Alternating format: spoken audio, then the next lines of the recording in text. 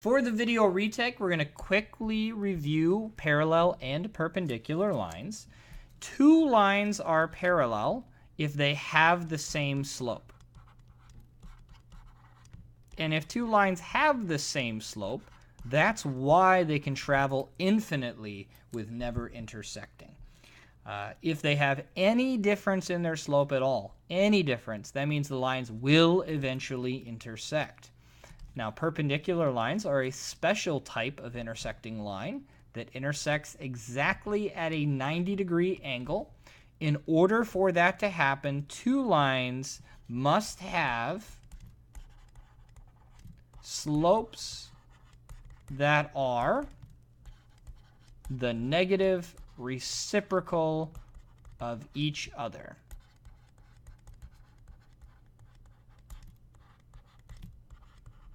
And if we remember that a reciprocal is a fraction that has been flipped, so a negative reciprocal means we have the fraction flipped, and it's also the opposite sign. So one of these slopes must be positive, one of them must be negative, or we have horizontal or vertical lines like this. So let's find some parallel and perpendicular slopes.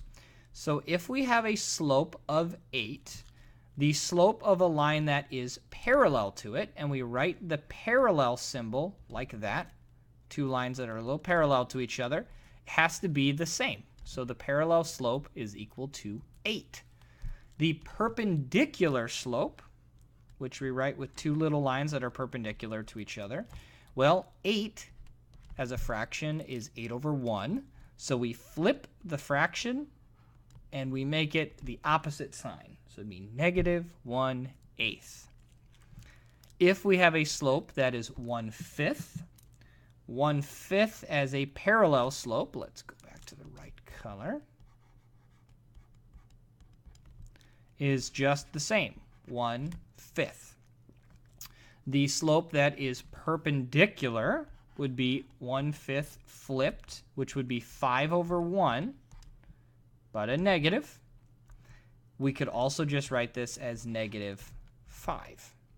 And finally, the slope of negative 2/3, the parallel slope, is the same as what we had, negative 2/3, where the perpendicular slope means we flip the fraction, which would be 3 over 2, and this is negative, therefore this must be positive. Let's do a couple very quick examples here. So for this top equation, we now have this written in point slope form. And if we remember, in point slope form, the slope is the thing that is in front of the parentheses on the x's side. Therefore, the slope for this equation is negative 5. The bottom equation is written in slope-intercept form.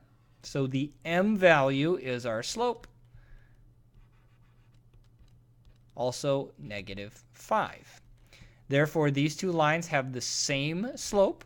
Therefore, these lines are parallel. One thing you have to be careful of when you're dealing with lines that are parallel is that if the lines have the same slope and they have the same y-intercept, that means they're actually the same line twice. They're not even parallel, they're on top of each other. So be a little cautious. This did not happen in this situation, but it very well could on your assignments. We have this equation right here is not written in either point slope or slope intercept form, so we need to solve for y. I'm going to let you do that on your own. After we solve for y, we get y equals negative 3/4 x plus 6/4, or 1.5. Once we have this, once again, it looks kind of weird, but all we care about is the slope, which is negative 3/4. And our bottom one is written in slope-intercept form, which means our slope is right there. So our slope is positive 4/3. These fractions are flipped. One of them is positive and one of them is negative. Therefore, these lines are perpendicular to each other.